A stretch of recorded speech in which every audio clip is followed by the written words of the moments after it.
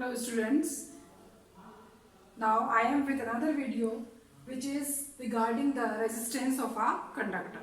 In this video we will discuss about what is the meaning of resistance, what is the formula of resistance and what are the factors on which the resistance of a solid conductor depends.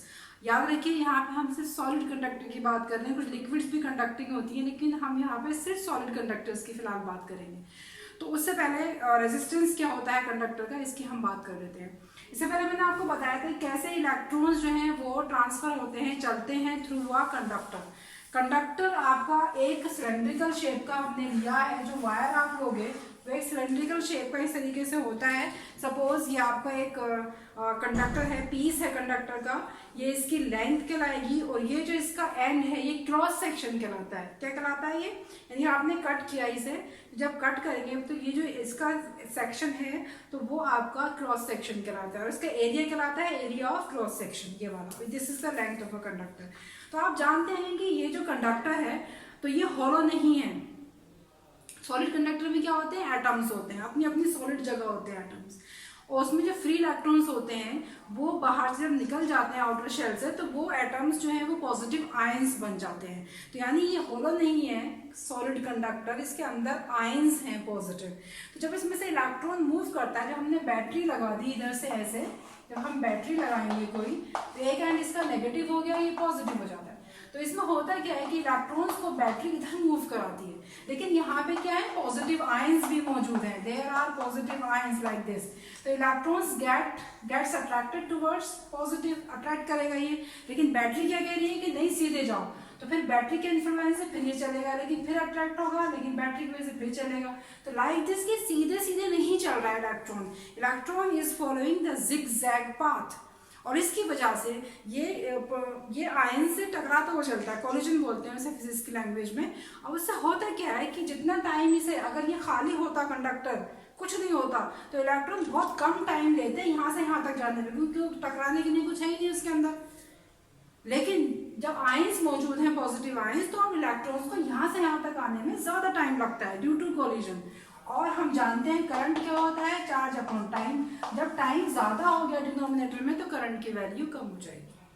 ठीक है, तो इसका मतलब current जो है, जो electrons का flow है, करंट का फ्लो है, उसे अपोजिशन मिल रही है, उसे अपोज किया जा रहा है, कंडक्टर अपोज कर रहा है उसे एक एंड से दूसरे एंड तक मूव करने में।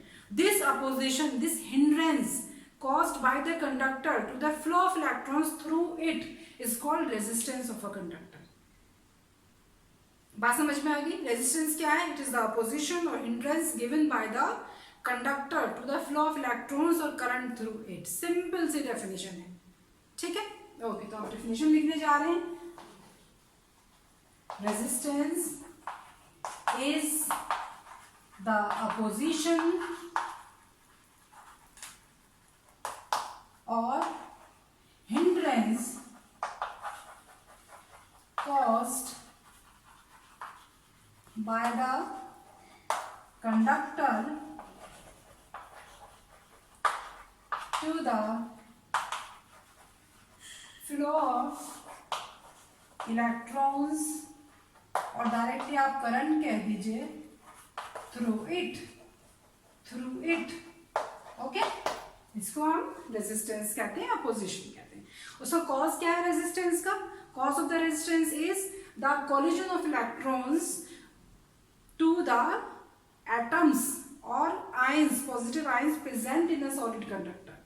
ये कोलिजन जो इलेक्ट्रॉन्स का है पॉजिटिव आयंस से, ये इसका कॉज है रेजिस्टेंस का, इसकी वजह से रेजिस्टेंस मिलता है। ठीक है, सो याद रखिएगा कि रेजिस्टेंस क्यों है? It is due to the collision between electrons and the positive ions present in a conductor. तो यहाँ लाइन में लिख देती हूँ, resistance is due to electrons and positive ions present in the conductor. ठीक है, तो आपको समझ में आ गया रेजिस्टेंस क्या होता है, ये भी समझ में आ गया इसका कॉज क्या है, क्यों रेजिस्टेंस होता है, कंडक्टर क्यों रेजिस्टेंस देता है इलेक्ट्रॉन्स को। अब बात करते हैं ओम्स लॉ से। तो ओम्स लॉ ने क्या बताया था? Ohm's law, according to Ohm's law, V is equal to IR, and if you just find out the ratio of this, तो V upon I is equal to R, और आप लिख सकते हैं R is equal to V upon I। इसका मतलब क्या होगा resistance is the ratio of the potential difference applied across the ends of a conductor to the flow of current in the conductor at that time. तो ये potential difference और current का ratio भी होता है, and for a given conductor it is constant. ठीक है, तो for a given conductor at a given temperature R is constant. Resistance is a scalar quantity. ये इसकी प्रॉपर्टीज की बात हो रही है, तो ये एक रेशो भी है, ये पोजीशन है, और it is a scalar quantity. हम बात करते हैं इसके यूनिट की. Unit SI unit of resistance.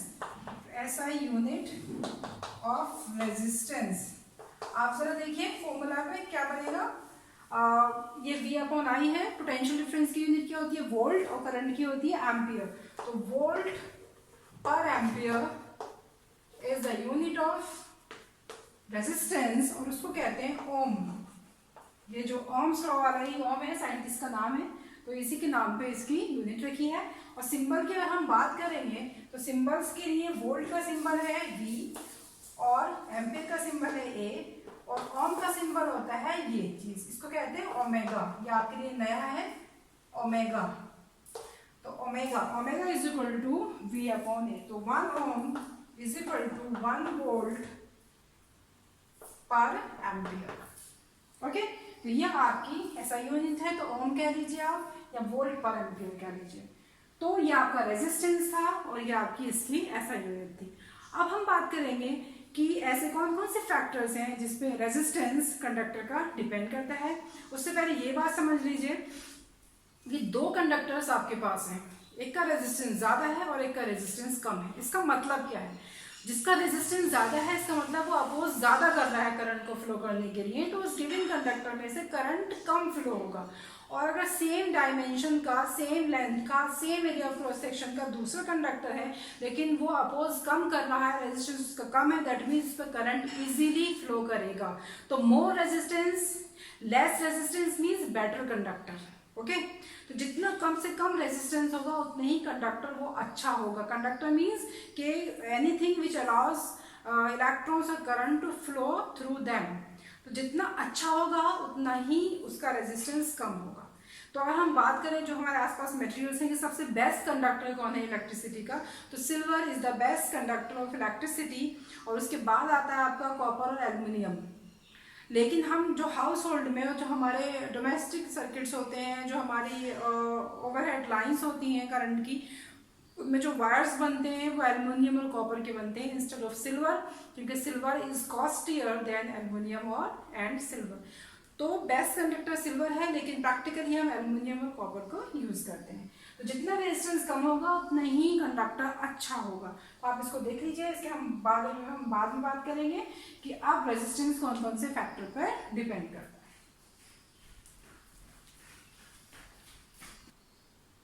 Now let's discuss what are the factors on which the resistance of a conductor depends. अब हम कंडक्टर ड्रॉ करने जा रहे हैं. जैसे कि हमने बात करी थी, कंडक्टर सिलेंड्रिकल है, तो ये सिलेंड्रिकल कंडक्टर हमने लिया. इसका क्रॉस सेक्शन मैं आपको बता चुकी हूँ, तो this is called cross section area, और एरिया ऑफ क्रॉस सेक्शन ये कटिंग, तो ये कहलाता है, इसको ए से रिप्रेजेंट करते हैं. क्या कहेंगे इसको?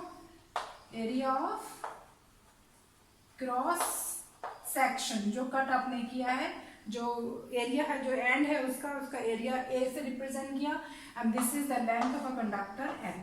तो what are the factors on which the resistance of a conductor given है? तो पहला फैक्टर है इसका length of a conductor. Length of a conductor, that is N. So it is found experimentally that the resistance of a conductor is directly proportional to its length. यानी R is directly proportional to N. Direct proportionality क्या होती है कि length बढ़ाओगे तो resistance भी बढ़ेगा. This is the proportionality which is direct proportionality. Okay, इसका मतलब क्या हुआ कि लेंथ की जो कंडक्टर है उसकी थिकनेस को हमें चेंज नहीं करना है. अगर हमारे पास ये एक है कंडक्टर एन लेंथ का, इसका रेजिस्टेंस है R. अब आपने क्या किया, इसकी लेंथ को कर दिया डबल. इतनी थी, देखो डायग्राम में देखिए. अब मैंने इसकी लेंथ को कर दिया 2m. ठीक है, थिकनेस सेम है, लेकिन मैंने इसकी लेंथ L थी, अब इसकी 2L कर दी, तो इसके रेजिस्टेंस भी ट्वाइस ऑफ R हो जाएगा, डबल। क्यों? क्योंकि लेंथ डबल हो गई। तो इसका मतलब ये है कि resistance of a conductor is directly proportional to its length. अगर लेंथ को मैं 3 गुना कर दूंगी तो रेजिस्टेंस भी 3 गुना हो जाएगा। अगर मैं लेंथ को कट करके हाफ कर दूंगी तो रेजिस्टेंस भी उसका हाफ हो जाएगा। मीन्स अगर इसका रेजिस्टेंस L है और इसका मैं आधे बीच से कट कर दूं इसे, तो इतने हिस्से का रेजिस्टेंस हो जाएगा R/2। क्यों? क्योंकि आपने लेंथ को हाफ कर दिया। तो जितनी लेंथ के डायरेक्टली प्रोपोर्शनल होता है रेजिस्टेंस, ये बात याद रखिएगा। इसको हम इक्वेशन 1 कह देते हैं। दूसरा जो फैक्टर है हमारा वो है एरिया ऑफ क्रॉस सेक्शन, यानी इसकी थिकनेस। एरिया क्या बताती है? थिकनेस। अगर एरिया ज्यादा होगा तो मीन्स थिक वायर है, पतला एरिया है तो मीन्स थिन वायर है। तो एरिया ऑफ क्रॉस सेक्शन से आपको किस चीज का अंदाजा लगता है? उसकी थिकनेस का अंदाजा लगता है कंडक्टर की। तो area of cross section, cross section के एरिया पे कैसे डिपेंड करता है ए पे। तो it is found that the resistance is inversely proportional to the area of cross section. ये इक्वेशन 2 है। इनवर्सली प्रोपोर्शनल का मतलब क्या है कि एरिया अगर डबल करोगे तो रेजिस्टेंस हाफ हो जाएगा, एरिया हाफ करोगे तो रेजिस्टेंस डबल हो जाएगा। ये प्रोपोर्शनैलिटी इनवर्स कहलाती है। फॉर एग्जाम्पल, अगर लेंथ सेम है और इसका एरिया आपने लिया, area of cross section A, thick लिया आपने, अब उसको थिन कर दिया आपने, हाफ ले लिया, लेंथ उतनी ही ली, लेकिन इसकी थिकनेस देखिए, इसकी थिकनेस से ये हाफ थिकनेस हो गई। ये इतनी मोटाई थी, अब इसकी मोटाई इतनी रह गई है और लेंथ बिल्कुल सेम है। ये L लेंथ का था और लेंथ यहाँ पर भी L है, लेकिन थिकनेस आपने हाफ कर दी है। अगर इसका रेजिस्टेंस R था तो यह हो जाएगा ट्वाइस ऑफ R। ठीक? क्यों? क्योंकि इसके एरिया को आपने हाफ कर दिया तो रेजिस्टेंस डबल हो जाएगा। थिकनेस को आपने आधा कर दिया तो रेजिस्टेंस जो है वो डबल हो जाएगा। हाफ किया है तो डबल, डबल करते तो हाफ हो जाता। This is the meaning of inverse proportionality between resistance and area of cross section. तो इसका मतलब सेम लेंथ के 1 मीटर के आपके पास 2 वायर हैं, एक है थिक मोटा वायर है और एक है थिन। तो किसका रेजिस्टेंस ज्यादा होगा? जिसका एरिया ऑफ क्रॉस सेक्शन कम होगा। और कम किसका होगा? थिन वायर का एरिया कम होगा थिक वायर से। तो इसलिए रेजिस्टेंस जो है वो थिन वायर का ज्यादा होगा। और अगर इसकी बात करें कि रेजिस्टेंस ज्यादा होने का मतलब क्या है कि इसमें करंट कम फ्लो करेगा। तो एक थिक वायर है और एक है थिन वायर, तो इसका रेजिस्टेंस ज्यादा है, इसका रेजिस्टेंस कम है। तो कम रेजिस्टेंस का मतलब करंट इसमें ज्यादा होगा इससे। अगर इसमें करंट है I, इसमें I डैश है तो करंट इसमें ज्यादा होगा इससे। मीन्स थिक वायर के अंदर इलेक्ट्रॉन्स फ्रीली मूव करते हैं, बहुत जल्दी से जाते हैं एज कम्पेयर टू थिन। अगर सेम लेंथ का है, क्योंकि थिक वायर के अंदर स्पेस ज्यादा होती है इलेक्ट्रॉन्स को मूव करने के लिए। तो ये प्रोपोर्शनैलिटी हो गई इनवर्स। तीसरा जो फैक्टर है वो है टेम्परेचर। टेम्परेचर का क्या है कि टेम्परेचर के साथ साथ कैसे रेजिस्टेंस वेरी करेगा। तो ये देखा है कि रेजिस्टेंस की प्रोपोर्शनैलिटी ना डायरेक्ट प्रोपोर्शनैलिटी है ना इनवर्स है, लेकिन there is a relation. Temperature बढ़ाओगे तो रेजिस्टेंस बढ़ता है, टेम्परेचर कम करोगे तो रेजिस्टेंस कम हो जाता है। तो हम क्या लिखेंगे? Resistance of a conductor increases with rise in temperature। Temperature आप बढ़ाओगे तो रेजिस्टेंस बढ़ेगा, लेकिन डायरेक्ट बढ़ेगा क्या रिलेशन होगा? वो रिलेशन अलग है थोड़ा सा, तो वो आपको बताना है कि वो किस तरीके से वेरी करता है। वो इसके लिए एक फॉर्मूला होता है, मैं फॉर्मूला बता देती हूँ। मान लो T1 टेम्परेचर पर रेजिस्टेंस है R1 और T2 टेम्परेचर पर रेजिस्टेंस हो जाता है R2। There is a relation direct. What will be R2? R2 will be R1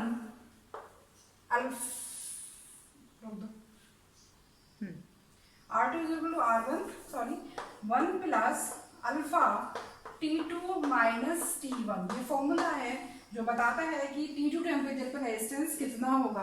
alpha कहलाता है टेम्परेचर कोफिशिएंट, इसको हम टेम्परेचर कोफिशिएंट बोलते हैं। इसकी वैल्यू क्या होती है, इसकी यूनिट क्या होती है, उसकी आपको जानने की जरूरत है नहीं अभी फिलहाल, जब आगे आएगा तो हम बता देंगे। फिलहाल ये है कि ये आपको ये देखना है कि रेजिस्टेंस और टेम्परेचर में डायरेक्ट रिलेशन नहीं है, क्योंकि ये 2 टर्म्स आ गए। डायरेक्ट रिलेशन कब होता है? जब आपके कोई एक ही टर्म होता है, ना इन्वर्स रिलेशन है, तो ये फिर भी टेम्परेचर बढ़ने से रेजिस्टेंस की वैल्यू बढ़ेगी। तो these are the 3 factors. Fourth factor क्या है? फोर्थ फैक्टर है आपका कि nature of a conductor. Different conductors or different natures have different resistance. For example, silver is the best conductor. So silver has the least value of the resistance among the given conductors. Least value of R. ठीक है, सबसे कम value होगी, क्यों? क्योंकि silver सबसे best है। उसके बाद जो आता है आपका कॉपर है, आपका एल्यूमिनियम है, तो इन सब की वैल्यू उससे थोड़ी सी ज़्यादा होगी। तो ये है कि अलग अलग नेचर और कंडक्टर्स के होते हैं, तो उनका रेजिस्टेंस भी अलग अलग होता है। तो these are the 4 factors. Length of a conductor पे प्रोपोर्शनलिटी डायरेक्ट होती है, एरिया ऑफ क्रॉस सेक्शन पे इन्वर्स होती है, और टेम्परेचर पे मैंने आपको रिलेशन बता दिया, टेम्परेचर बढ़ेगा तो रेजिस्टेंस बढ़ेगा। फोर्थ है नेचर, अलग अलग कंडक्टर्स जो होते हैं वो अलग अलग रेजिस्टेंस के होते हैं। फर्स्ट और सेकेंड इक्वेशन को आप देखिए, from first and second R becomes directly proportional to L, inversely to A। अगर प्रोपोर्शनल साइन आप हटाओगे तो यहाँ पे हमेशा एक कांस्टेंट लगता है, और यहाँ पे वो एक नया कांस्टेंट आ जाएगा, that is rho, RHO, and this is called the resistivity of a conductor। इसको हम रेजिस्टिविटी कहते हैं। रेजिस्टेंस क्या होता है? The opposition given by a conductor, how much it will oppose, कितना अपोज करेगा, कम करेगा, ज्यादा करेगा, वो उसकी अपनी एक प्रॉपर्टी होती है, और वो कहलाती है रेजिस्टिविटी। ओके, तो इसके बारे में हम थोड़ा सा बाद में बात करेंगे। फिलहाल हम यहीं पे रोक देते हैं। ये फॉर्मूला याद रखिएगा कि R is equal to rho L upon A, that is resistance is equal to rho L upon A. इसको आपको याद रखना है। Hope you enjoy the video. Till next video, take care, bye.